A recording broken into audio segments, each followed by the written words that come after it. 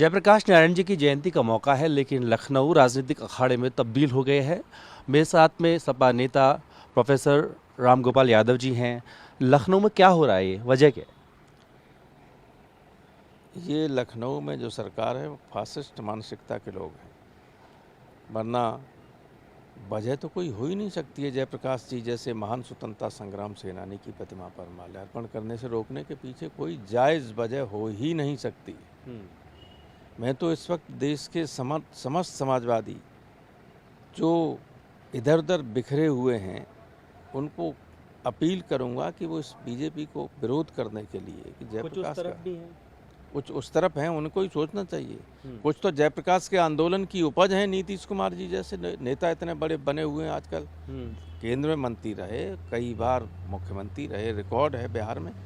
उनको एक मिनट भी इस बीजेपी के साथ नहीं रहना चाहिए। जयप्रकाश जी का अपमान सारे देश के स्वतंत्रता संग्राम सेनानियों का अपमान है, और बिहार की तो शान है, रहे देश भर की शान है। लेकिन अब बिहार के लोगों को जो समाजवादी बैकग्राउंड के हैं, समाजवादी आंदोलन से निकले हैं, उन्हें बीजेपी के साथ नहीं रहना चाहिए। जब आपकी सरकार थी तभी ये बनना था और 17 तक पूरा भी हो जाना था। अभी भी कह रहे हैं कि निर्माणाधीन चल रहा है, इस वजह से कोई काम ही नहीं करा रहे हैं। ये फर्जी बातें कह रहे हैं।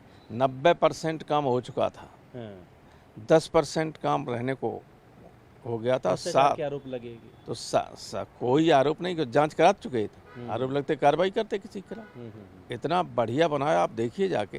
हमारा ये आपका विज्ञान भवन पीछे रह जाता पूरा बनने के बाद। इतना बढ़िया किस्म का है। मैंने तो अमेरिका में उनका देखा है मेमोरियल, क्या नाम, जेफरसन का जो यहाँ मेमोरियल बना है वाशिंगटन में नहीं, जहाँ उनके आवास के पास राज्य में बना है, कोरोना उसके वर्जीनिया में बिल्कुल कोने पे, उसमें इसी तरह का बना हुआ। और इससे ये बहुत बढ़िया बन रहा था। लेकिन वो तो आप जानते हैं, कोई सलाह देने वाला है नहीं, या सलाह मानने वाले नहीं, या सलाह देने वाले इतने भयभीत रहते हैं कि वो सही सलाह दे नहीं सकते। और ऐसे ही लोगों के लिए, ऐसे ही राजाओं के लिए तुलसीदास बहुत पहले लिख गए कि सचिव माने इनके जो सलाहकार हैं, सचिव माने सलाह देने वाला।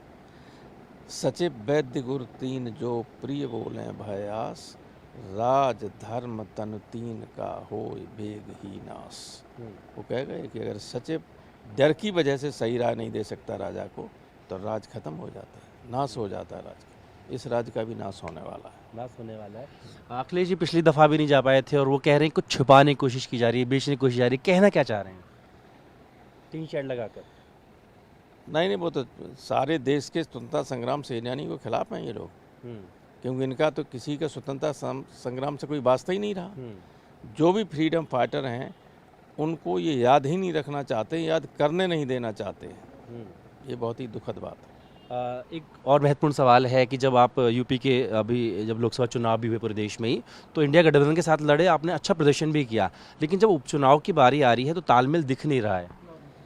नहीं, तालमेल होना, जहाँ कांग्रेस लड़ सकती है वो सीट हम जरूर छोड़ देंगे। लेकिन कांग्रेस जहाँ कुछ भी नहीं है और जहाँ सब कुछ हमारा है, वहाँ मांगेगी तो उसे नहीं दे सकते। कुछ घमंड है कांग्रेस के अंदर?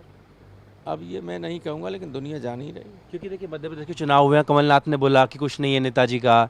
अभी हरियाणा की हम बात करें, वहाँ हुड्डा जी ने बोल दिया। उसका परिणाम दोनों जगह हमने देख लिया, पैदल हो गए। अब आप छोड़िए ये बातें, आगे सब उनको हरा देंगे हम।